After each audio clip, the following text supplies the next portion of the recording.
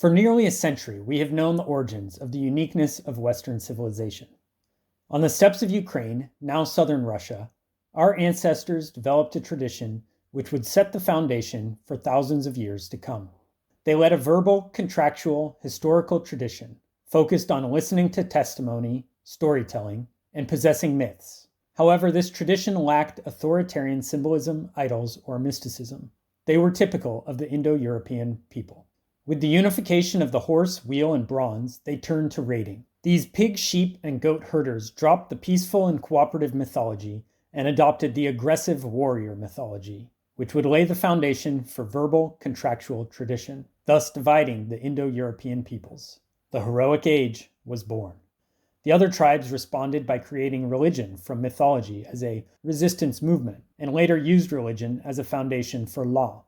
The conquerors spread in all directions, forced by tribal competition to adopt the new technologies, just as all other military technologies have since been adopted out of necessity. Each of the three major branches used the new technology to rule their own people, and if possible or necessary, to gain good territory, to conquer and rule other peoples, and then extract taxation to pay for the high cost of bronze, horse, and wheel. These were Northern and Western Aryans, Europeans, Southern Aryans, Iranians, and Eastern Aryans, Indians. We don't know what happened to the people in the Far East other than that they appear to be gone. This ruling caste succeeded in conquering everything within the European and Asian plains, from Asia to Spain and as far south as Egypt. With time, the population was changing. They used manorialism and serfdom to cause upward redistribution of reproduction, from the underclasses to the middle and upper classes, if we can stretch the meaning of middle class back that far. And they used war, winters, taxation, and aggressive punishment to cull troublemakers, even enforcing late marriage. The consequence was a reduction in the ratio of the unproductive underclasses to the productive upper classes. We call this domestication when we refer to plants and animals, but we call it oppression when we do it to humans. However, these people applied domestication to man with the same passion that they did to their herds, and it worked. In those places where they were most successful because of less territorial competition, in Europe, they maintained the tradition of contractualism between the peerage, aristocracy, and maintained egalitarian meritocracy, those who fight earned rights, and the prohibition on the concentration of power in any of them, all of which developed from the warrior tradition. The Greeks, Hittites, Romans, and Celts all practiced the same contractualism, sovereignty, heroic ethic, and aristocratic egalitarianism by merit. Conversely, the Fertile Crescent did not, since their chief problem was not creating contracts between violent raiders, but rather to organize large populations in concert with the flood cycle, for which they used propaganda. And by the time the Axial Age hit China, the aristocracy and peasantry were already formed, and ritual developed there as a means of controlling aristocracy's tendency to exhaust production for their feasts. So the Chinese maintained authority, and the Crescent maintained authority, while the European branch of the Aryans maintained contractualism, meritocratic egalitarianism, and personal heroic sovereignty.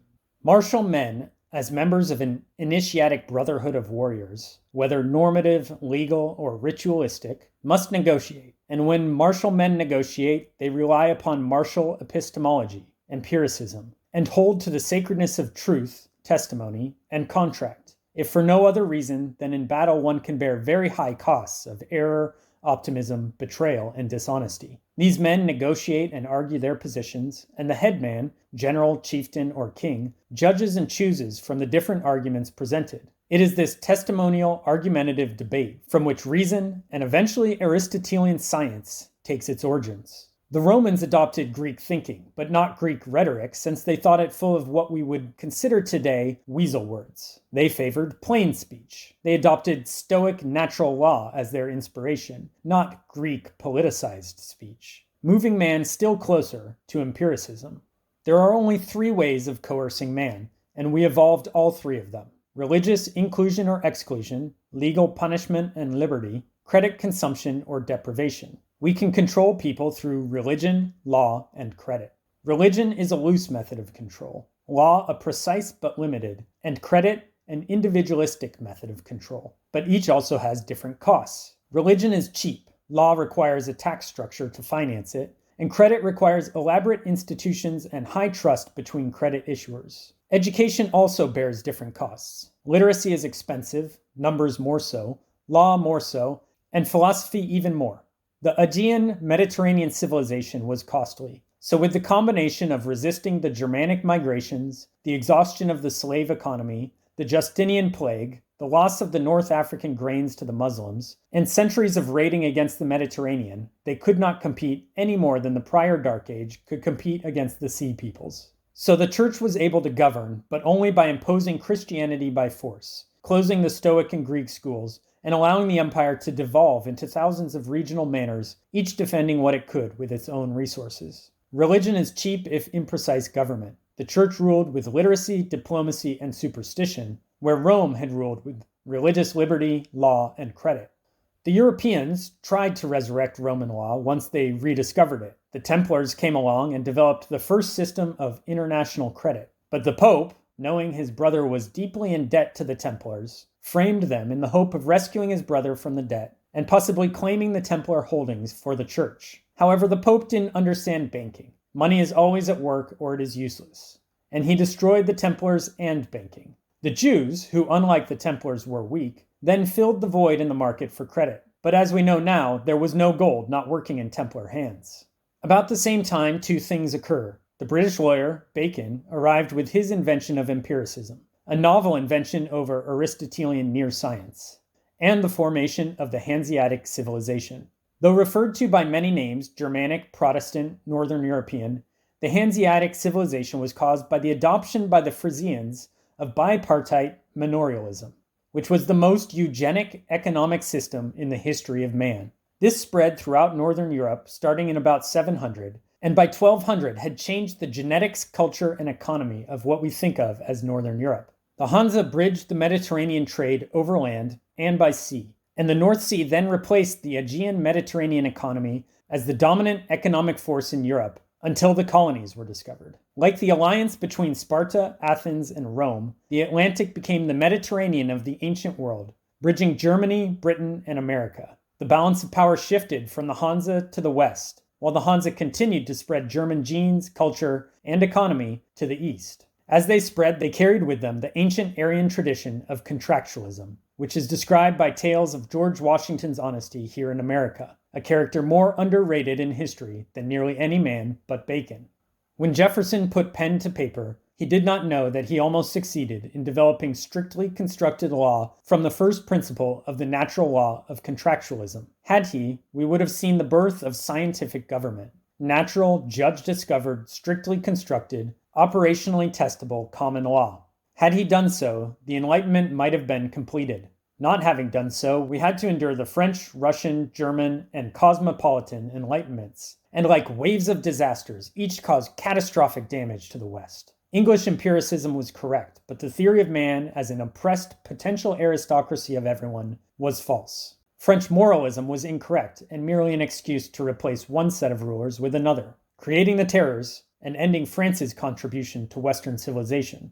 The German reaction to Napoleon destroyed the heart of Europe by unifying princedoms that preserved our martial and oath traditions. The cosmopolitan Enlightenment was terrified by the Darwinian and capitalist revolutions and created the pseudosciences of Boasian anthropology, Marxist economics and sociology, Freudian psychology, and Frankfurtian cultural critique, even Cantorian mathematical Platonism.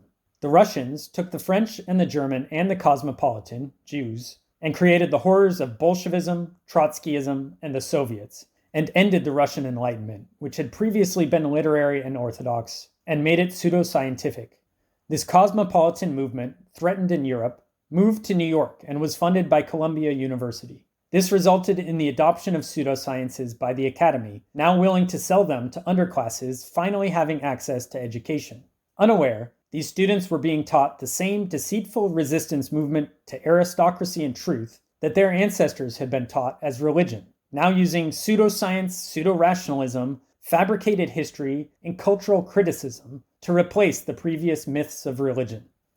At the beginning of the last century, a group of thinkers understood that the world was being converted to a pseudo-scientific religion of rebellion against the truth, and that this was replacing the prior era's conversion to mysticism as a rebellion against the truth. These men unfortunately did not come to any consensus on how to solve the problem of the new mysticism masquerading as pseudo-rationalism, pseudoscience, and mathematical Platonism. Poincaré raised the battle flag, then Mises in economics, Hayek in law, and Popper in philosophy. What made us, the West, so different from the rest? What made the West originated on the steppe, north and east of the Black Sea, where sometime after the Great Deluge, a group of people developed a purely empirical mind, absent the dreams and fantasies of the later ages. Throughout our history, a young man took an oath upon his maturity. I shall not lie or steal or strike me dead. This phrase in 1,000 promises, 1,000 oaths, echoes throughout our history in every era. And this testimony, this oath, is the secret of the West. The combination of oath, sacrifice in battle, truthful empirical testimony, jury of peers, an independent judiciary, and the sacredness of that oath. With this combination as the basis for natural, judge-discovered common law, a people small in number against much greater numbers and much greater wealth will innovate and adapt to change faster than all other civilizations known to man.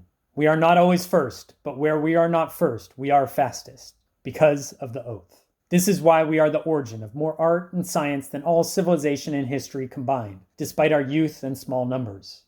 Churches matter in every civilization, in any group of people. Rituals are required, ceremonies, feasts, and celebrations. We must find some way to recreate the safety of the small tribe, to keep us one somehow, to invoke the pack response we call spiritualism, submission to the pack, to create bonds with those whom outside of church we may even compete with. But it matters little what occurs in those churches other than that we come together to submit to one another, develop and preserve kinship love for one another, despite our lack of kinship.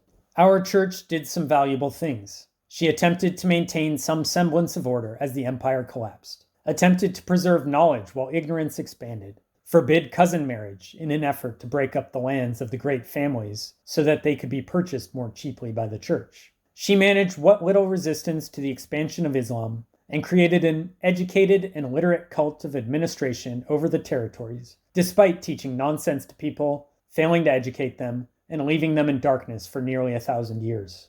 But given that the church mythology was constructed from a combination of those same ancient myths, not the least of which was Mithraism of the soldiery, there is very little within the church's teachings that did not exist prior to it. And there is much, if not more, bad done by the church as good. The Pope's current campaign in favor of the Third World at the expense of the First is just the most recent example of preserving the institution instead of reforming it. We no longer need governance by religion, only ritual, festival, ceremony, and perhaps education. We do need governance by law, and the whole world is rebelling despite its incomprehension of cause against governance by credit, which favors a few at the expense of the many, no longer serves the family, tribe, and nation, and is no longer eugenic, but dysgenic on a scale we have never seen before in human history, a price future generations will pay as much as the Dark Ages did. As the marginal differences in knowledge and production are eradicated by global trade and communication, the favelas and slums will be unable to change, because there is no method of using voluntary incentives to organize production of large numbers of underclasses with the same productive capacity of any upper and middle class. The Third World will no longer starve, but it will remain poor. There are many kinds of dark ages, and we are just as likely to enter one as exit the current stagnation.